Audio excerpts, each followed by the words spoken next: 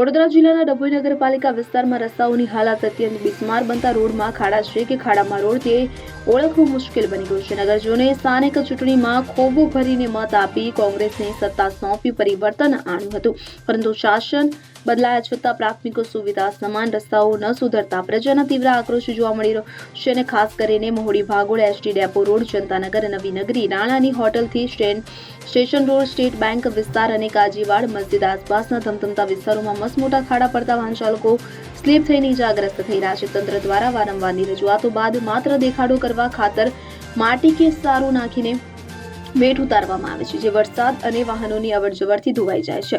આ બિસ્માર રસ્તાઓ ઇમરજન્સી દર્દીઓ, સગર્ભા મહિલાઓ, બાળકો અને વડીલો માટે અગ્નિ પરીક્ષા સમાન બની રહેતા નગરજનોને હવે યાતનામાંથી મુક્તિ ક્યારે મળશે તેવો સવાલ કરી રહ્યા છે. ફકીરા ખત્રી, ડભોઈ. હવે જુઓ દેશ દુનિયાની તમામ ખબરો તમારી આંગળીના ટેરવે.